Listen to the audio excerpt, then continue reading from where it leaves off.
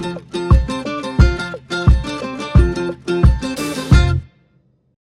halo sobat alumni. Wah, ini sore ini kita kehadiran seorang tokoh alumnus ya. Alumnus yang luar biasa ini berkiprah sangat panjang sekali ini ya. Wah, sudah expert sekali ini. Beliau siapa? Beliau adalah Bapak N. Hasto Kristiono. Ya, beliau ini adalah co-founder dari CEO PT Infra Migunani Mitayani. Wah, ini saya menyapa dulu nih. Selamat sore Pak Hasto. Sore Mbak Reni, apa kabar? Iya, baik Pak. Tetap semangat ya Pak ya. Alhamdulillah. Rushing hour ya Pak ya. Siap. Ini mengejar kereta dan pesawat ya Pak ya. Yep.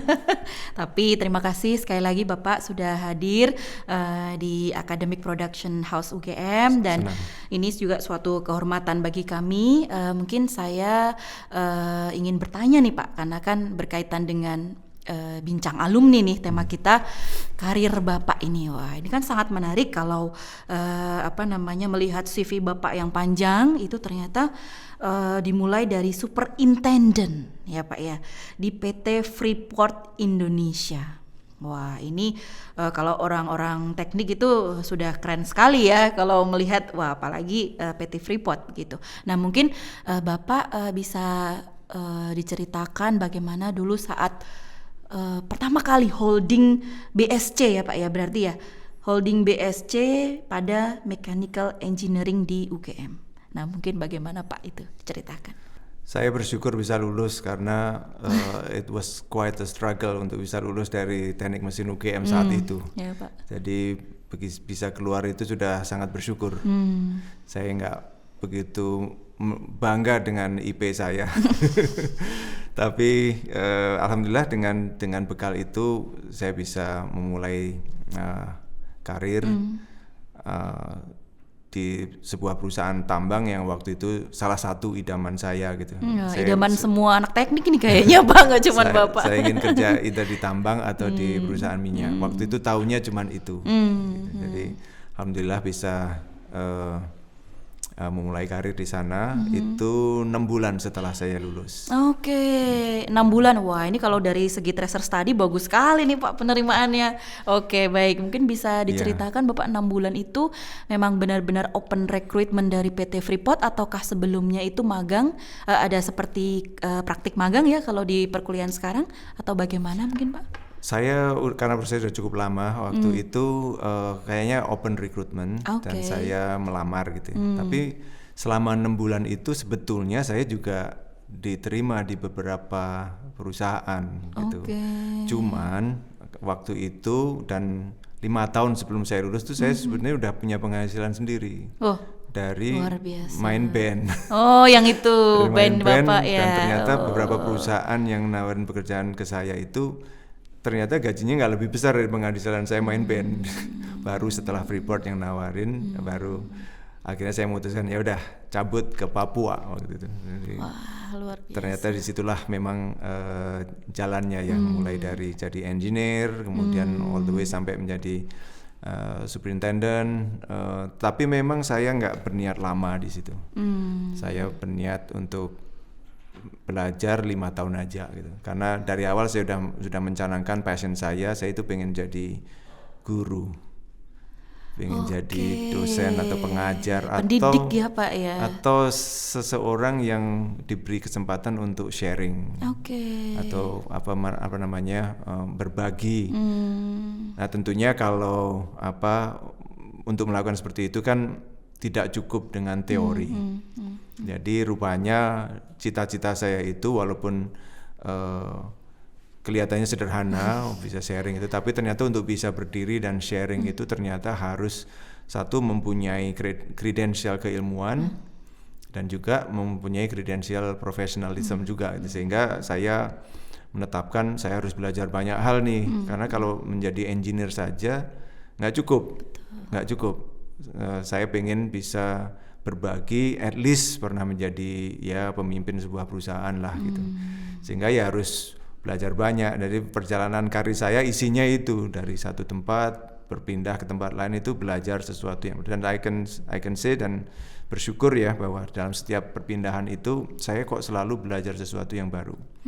Saya belum pernah merasa pindah ke perusahaan lain hanya karena gajinya lebih besar gitu. Tapi karena memang saya belajar hal yang baru. Kalau gajinya lebih besar itu hanya bonus aja lah gitu, hanya ikutan aja. Tapi sebetulnya I can show bahwa dan itu yang saya ceritakan ke anak-anak saya bahwa dalam setiap perpindahan make sure kita belajar sesuatu yang baru, karena pada saat nanti sharing ya jangan sampai hanya sharing yang kita baca di buku aja, tapi kita harus bisa share sesuatu yang benar-benar kita lakukan sendiri gitu.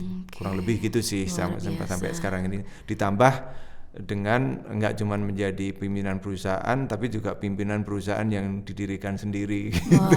Nah, itu sekarang saya merangkak selama 10 tahun terakhir ini merangkak membangun bisnis sendiri gitu. Nggak mudah dan agak telat, makanya kepada setiap lulusan itu saya selalu sharing kepada mereka bahwa kalau pengen jadi entrepreneur dari awal aja deh, jangan nunggu terlalu lama, just do it aja. Oke. Berarti ini memang rintisan karir itu ya cukup lama sekali ya Pak ya. Berarti rata-rata berpindah dari istilahnya satu perusahaan ke perusahaan lain itu 5 tahun ya Pak ya durasinya ya? Enggak gitu, saya ngeset minimal saya harus bisa bertahan 2 tahun di satu perusahaan. Karena kalau terlalu sering berpindah dan harus adaptasi lagi ya Pak ya. Betul, visi misi dan perusahaan. Belajar sesuatu yang baru 2 tahun itu minimum lah gitu, ya, untuk bisa menjadi mengerti lah. Saya dari Freeport pindah ke Komatsu waktu itu. Saya belajar jualan servis itu 2 tahun mungkin ya pas-pasan lah gitu ya. Pindah lagi ke tempat lain menjadi pengelola teknologi untuk pertambangan gitu. Itu juga 2 tahun. Terus pindah ke GE, itu belajar strategic management, human resources, terus infrastruktur. Itu cukup lama tuh, 4,5 tahun gitu. Menjadi CEO lebih lama lagi, 8 sampai 10 tahun saya di situ. Iya. Kalau menjadi CEO ini Pak, menarik ya. Ini kan tentang new energy ya Pak ya.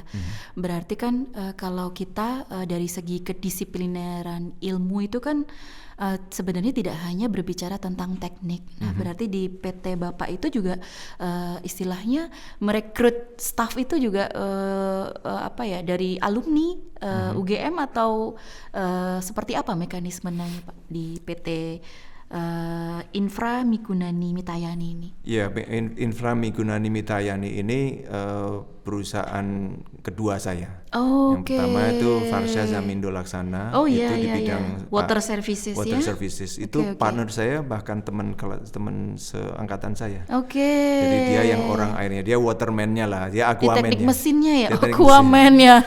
Versi real aquaman ya Pak. Ya, jadi kita akhirnya bersepakat, dia CEO-nya, saya co-founder sama menjadi kayak ya chairman-nya lah gitu. Itu pada saat merekrut kita sangat sempat tertolong waktu itu. Pada saat krisis kan memang benar-benar susah kan pekerjaan. Sehingga banyak good talents yang unfortunately nggak banyak proporsinya dari UGM. Ada yang dari UGM, dari teknik mesin UGM ada juga. Dan kita waktu itu merekrutnya berdasarkan jaringan dengan alumni gitu. Jadi kita ikatan alumni. Ikatan alumni. Dan kita nggak buka secara terbuka itu basic gitu. On trust juga ya. Betul. Jadi kita dapat rekomendasi dari kalau di ITB kita punya orang, di UGM apalagi gitu punya orang-orang yang ini ada orang bagus nih gitu, terus kita ambil gitu. Nah, kalau di perusahaan yang baru ini yang Infra Migunani Mitayani ini atau Infra MM saya sebutnya. Infra MM. Itu karena memang baru 1 tahun ini, jadi belum banyak. Itu kita baru 7 orangan lah gitu. Dan saya specifically mencari orang-orang teknik industri karena saya menilai mereka mempunyai pengetahuan yang solid, komplit dari end to end gitu, mulai dari strategi, technical sampai implementasi dan bahkan keuangan. Mereka terekspos termasuk bisnis analisnya ya. Iya. Jadi bisnis analis kita sama business development associate kita dari anak-anak dari teknik industri dipimpin oleh 2 orang yang ya saya bersyukur sih bisa ngerekrut 1 orang doktor dari Jepang dan 1 orang lagi baru kemarin lulus sidang proposal untuk doktornya dia. Wah. jadi nanti Berarti sekaligus riset di situ ya Pak? Iya. Wah. Memang ya bersyukurlah bisa attract. Pada perusahaannya baru berdiri dan baru kita bikin anak perusahaan untuk ngerjain satu proyek baru minggu ini gitu. Jadi ya memang masih sangat baru gitu ya. Ya baru di satu perusahaan tapi pengalamannya kan banyak ini. Nah berarti kalau dari pengalaman Bapak ini sebenarnya nilai-nilai ke UGM yang seperti apa ya Pak yang bisa membuat Bapak hingga tangguh sampai saat ini? Kan mengingat tadi juga bekerja tidak hanya dengan UGM ya, ada dari universitas besar lainnya seperti itu. Saya baru tadi pagi itu tersadar, saya lari pagi dari hotel muter ya, beberapa tempat. Masih sempat ya Pak lari pagi? Oh, harus itu Setiap wajib. pagi rutin ya Pak? Itu kewajiban. Jadi pas di dalam kampus UGM saya lewat ada bus yang mungkin kata-kata bahasa Indonesianya mungkin nggak terlalu pas ya, saya nggak terlalu benar cara ngomongnya. Tapi kalau dari bahasa Inggrisnya kan deeply rooted dan mengakar kuat menjulang tinggi. Iya, mengakar kuat menjulang tinggi. Buat saya itu, saya diingatkan tuh pagi ini. Serupanya itu yang so far menjadi guiding principle saya untuk itu, untuk merekrut orang dan juga mengembangkan bisnis. Karena if we don't know the root, kadang-kadang saya selalu bilang ke para alumni juga, if you don't stand for something, you will fall for anything. Dan kalau kita nggak punya root, akar yang kuat terhadap sebuah prinsip-prinsip gitu yang kita ugemi atau kita pegang secara kuat gitu, padahal kita nggak jelas nih kita mau kemana. Jadi prinsipal itu yang fundamental itu yang saya ternyata saya disadarkan selama ini mungkin saya sudah kerjakan, tapi nggak terikat dengan sebuah kata-kata yang tadi mengakar kuat menjulang tinggi itu ada di bus kampusnya UGM. Saya baru tadi pagi lihat dan ternyata itu yang menjadi ini saya menjadi pegangan gitu ya. Oke, baik. Mungkin ada semacam karena Bapak berkecimpung di dunia ya ibaratnya perteknikan ini, ada mining, ada kontraktor, ada macam-macam energi. Itu kira-kira kata-kata atau penyemangat begitu Bapak untuk teman-teman yang mungkin akan lulus dan udah kan biasanya kalau udah yudisium walaupun belum wisuda tapi dia udah ini kan Pak udah selesai begitu ya. Wisuda itu sahnya begitu. Nah itu kata-kata penyemangat atau pesan-pesannya itu seperti apa Pak? Ada satu artikel yang ditulis oleh Business Indonesia, saya diinterview oleh Business Indonesia long time ago, dan hari ini oleh istri saya di Bigura di ruang kerja saya.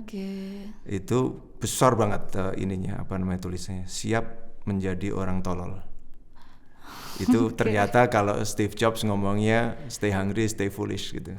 Jadi ternyata no matter how hard we try, selalu aja ada gini kita nggak tahu. Dan kemarin waktu saya baru menyelesaikan doktorat baru 2 tahun yang lalu, 2 atau 3 tahun yang lalu, baru-baru inilah. Situ saya belajar lagi bahwa mau belajar, mau baca jurnal sebanyak apapun, si profesor pasti akan bisa menemukan titik lemah kita di mana. Jadi sayang kalau ada orang yang menganggap bahwa udah lulusan UGM nih, udah jagoan gitu, dan ternyata kata-kata stay hungry, stay foolish itu kalau yang ditulis saya menyadarkan kita ya Pak. Iya, bahwa never stop learning. Jadi harus tetap belajar dan dokter study juga membuat it's a humbling experience juga buat saya bahwa ternyata you're no one. You are no one, dan banyak sekali di atas langit selalu ada langit. Yang kita anggap kita sudah tahu, ternyata we don't know what we don't know gitu ya. Jadi itu dia mungkin yang saya bisa rekomendasikan kepada lulusan-lulusan baru untuk jangan berbangga hanya karena menjadi lulusan universitas terbaik di Indonesia gitu, tapi tetap belajar. Oke, terus berinovasi ya Pak, ya, dan tentunya beradaptasi ya Pak ya. Wah, ini luar biasa sekali. Baik, Bapak, ini tak terasa ya sudah lewat 15 menit.